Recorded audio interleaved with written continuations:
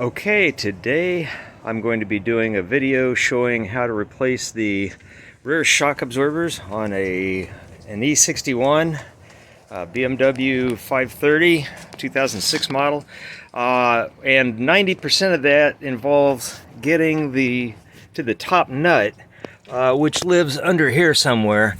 The bottom's straightforward, so 90% of this video is going to be just trying to figure out how to get to this. I've seen videos or I've seen DIYs on how to do it, and it involves taking off these panels, this panel, airbags hanging down, this panel's gone, part of the seat's taken apart. It just looks like a disaster.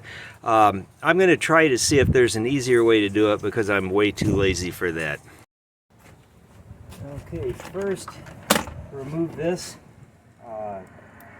entire panel. Pop off the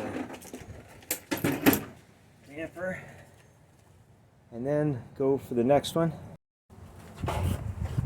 Okay, the next one, take off the lift by popping the little clip off there. Don't lose it. And to take this one off, you're going to have to take the 4 Phillips head screws off there.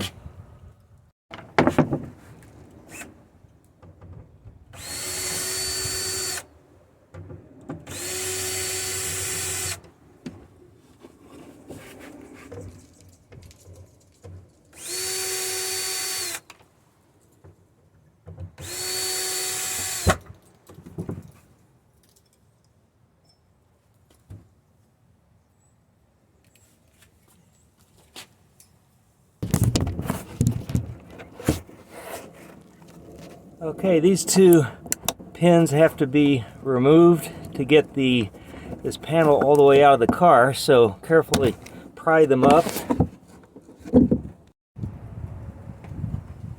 And now, with any luck, this is loosened up enough to pull the whole panel out.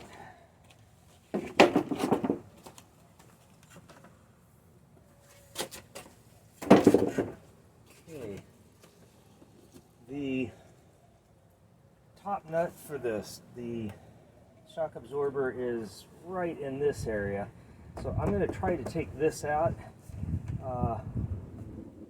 without taking any more out than I need to. So let's see what's involved. Right, I'm going to pop out the 2 obvious pins here.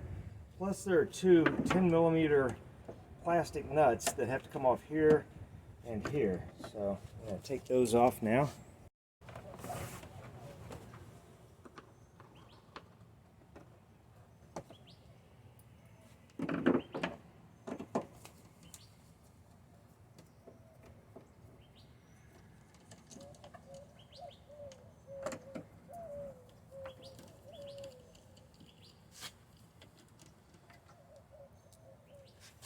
Okay, I'm going to go ahead and remove these panels because they're definitely going to be in the way.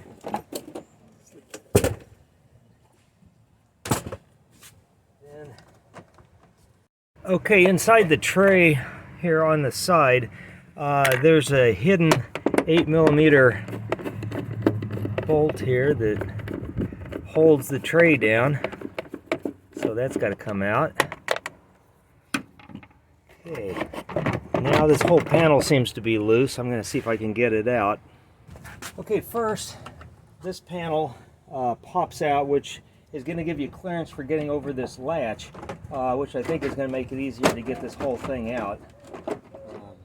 So remove that. Okay, I saved you grunting and groaning that goes along with pulling that out, but basically you have to deform it a little bit, pull hard, work it around the corners, but the whole thing comes out. And the beauty of that is that it gives you access to the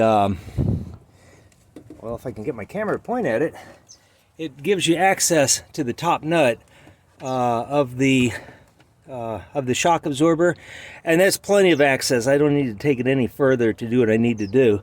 Now I basically just have to do the same thing on the other side. Okay, and just like the other side, there are pop-up clips here and 10mm plastic nuts. There's one back here. The whole battery tray has to come out along with this side. And pull the battery tray out of the way first, just to get it out of the way. Suspect that'll make things easier.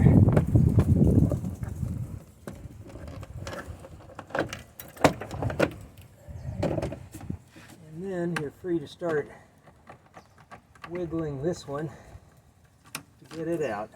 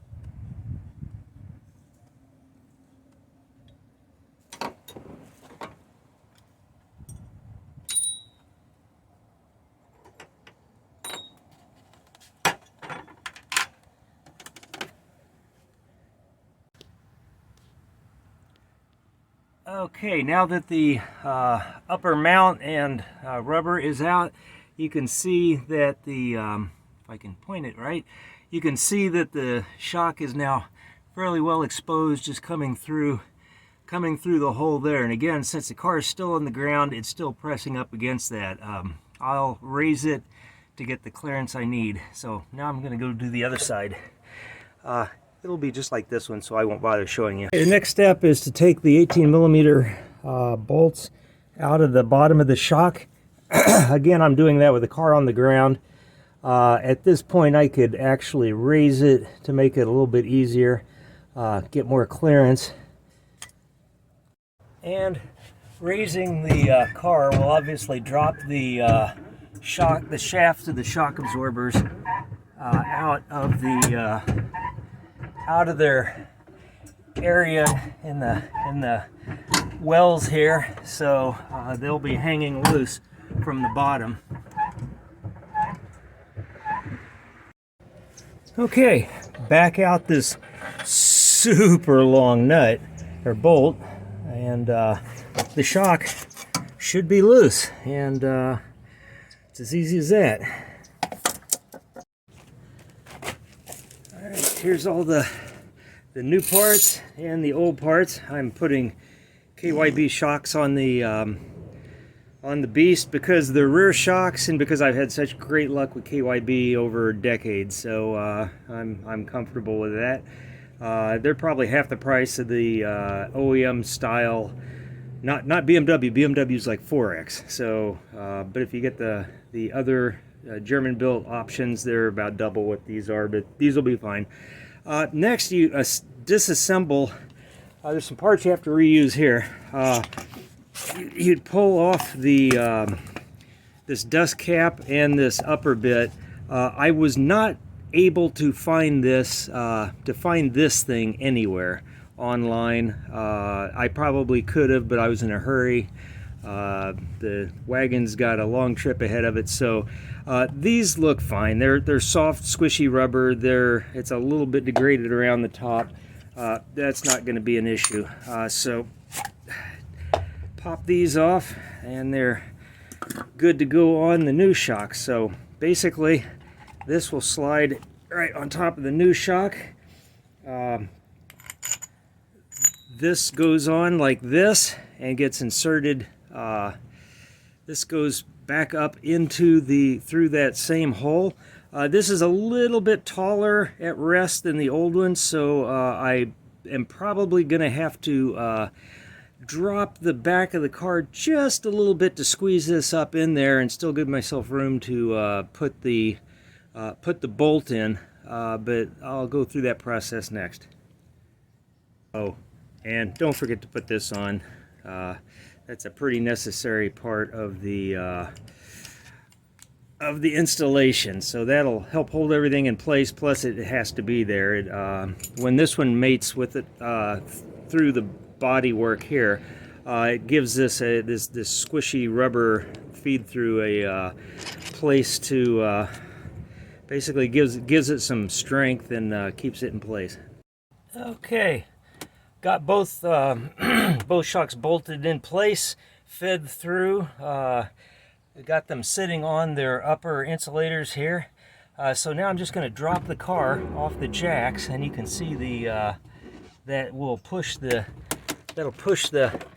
shaft up through the insulator. It's not, well, it's actually up far enough. Okay, so it's going to want to compress the shock a little bit in that process, just because nothing's going to go quite straight.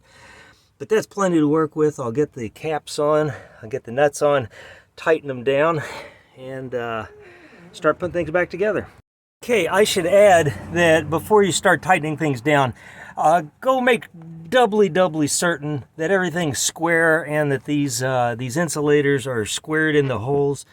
Otherwise, it's just going to ride sideways. It's going to get loose. It's going to do weird things. So just really make sure you got a good square seat on this bit, which will mean you've got plenty of threads to start the nut on up here. So just now you can see it's not up as far as it's going to be, but that's because the shock wants to compress at this point. But as we tighten it down, it will pull it back up to position. So the car is now sitting on its wheels, no jack. Just have to tighten it up. Okay, both nuts are fully tightened. Everything's in place. Now it's just a matter of trying to figure out how to get these things back in, which is probably going to be a little more fun than even taking them out. And this is where you spend an extra 30 seconds per panel and put a little armor all on it so it looks cool when you are digging through your tools on the side of the road because something broke. That really wasn't a whole lot more difficult than you might have expected. It's a little fiddly. You have to force it around, get this lip under this panel. But basically, there's enough flexibility that if you just push hard, it'll go.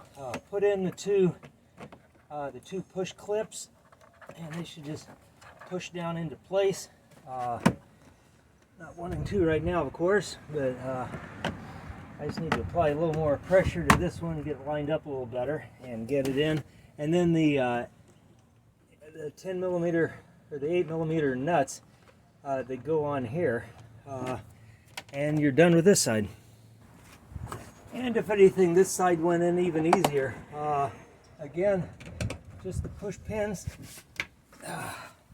and the three 8 millimeter bolts plus the little 8 millimeter bolt that goes in there. The plastic nuts go in these other places, and you'll be done on this side. And just a few minutes later, all buttoned up. A job that was supposed to be really hard, take a long time, that isn't so bad. Good luck.